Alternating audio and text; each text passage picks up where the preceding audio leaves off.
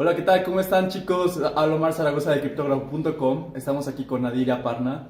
Ellos son de la Universidad de Berkeley, en California. Ellos, bueno, son unos genios especialistas en la cadena de bloques, que es blockchain. Nadir es el director del programa de blockchain at Berkeley y Aparna es la co-directora del programa educativo de blockchain at Berkeley. Bueno, ellos dieron un curso aquí en la Ciudad de México, en la Universidad Nacional Autónoma de México, que estuvo increíble y nos van a platicar un poco sobre su experiencia aquí y también qué es lo que ellos tienen que comentar sobre el blockchain y sus casos de uso.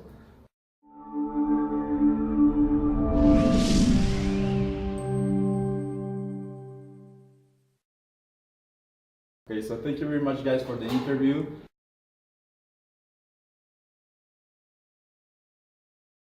Blockchain should not be used for everything the same way that you shouldn't use a jet to get everywhere. And blockchains are used for very specific situations. They're used for situations when you have a group of people who don't trust each other, and they also don't trust anyone in common, meaning that there's no single entity who can be trusted. When this is the case, what Bitcoin, the original blockchain, was designed to do was make it such that all these users didn't have to trust any specific person, no specific bank, no government. Instead, they trusted in math and protocol. And that's what the theme is across all blockchains. When there's some group of people who don't trust each other, that's when you use a blockchain. I would also add to that by saying there are all these primitives which are like cryptographic or economic incentives which come into play in designing any blockchain system.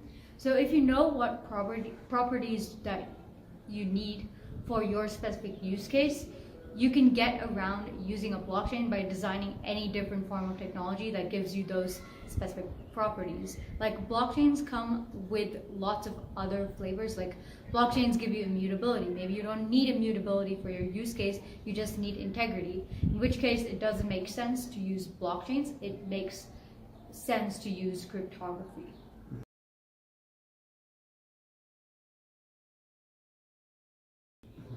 I think land titles on blockchain is an interesting use case that a lot of different countries are exploring.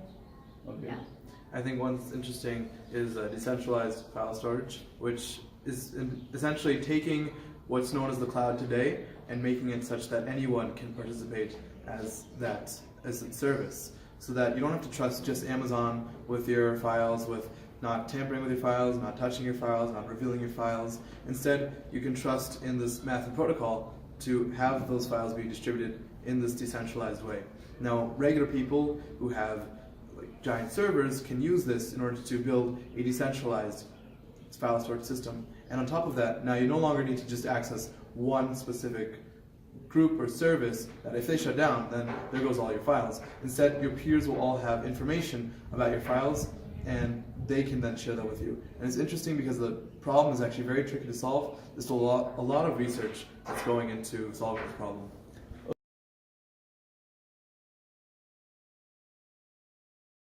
Right. The question was often, how do we secure information coming into the blockchain? And the answer is that that's not a solution that the blockchain can provide.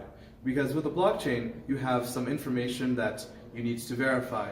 For example, if there's some blockchain smart contract, some piece of code that says when this person dies, release this much money, you need someone who you can trust that will confirm that this person has died. And there's a lot of issues with that, often centralization, distrust in the person who's verifying the information. Right, so that's one big issue that a lot of industries have because they work with real-world information on a distributed, decentralized blockchain.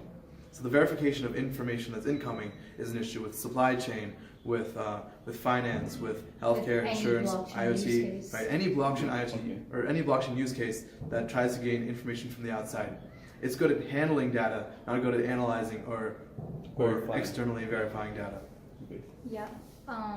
Another important thing to know about blockchains is the data itself is great. Like blockchains can collect all this data, but you need to do some sort of analysis on that data for that to have any value. Because if not, it's just a nice data store. Okay.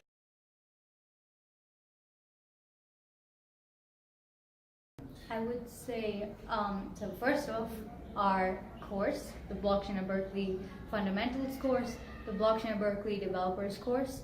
Apart from that, I would also recommend Mastering Bitcoin by Andreas Antonopoulos, Digital Gold, if anyone wants to hear about the history and story behind Bitcoin. And there's also a Princeton textbook on cryptocurrencies by Arvind Narayan and Joseph Bono.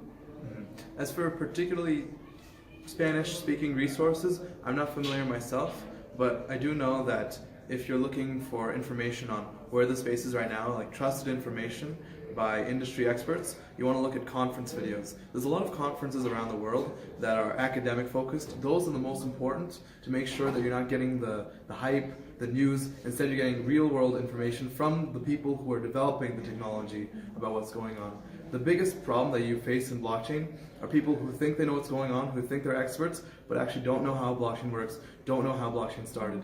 Getting that information is what will make you the person who can explain to your peers, to your friends, to your coworkers that you know what you're talking about and you know exactly how to understand and discuss blockchain.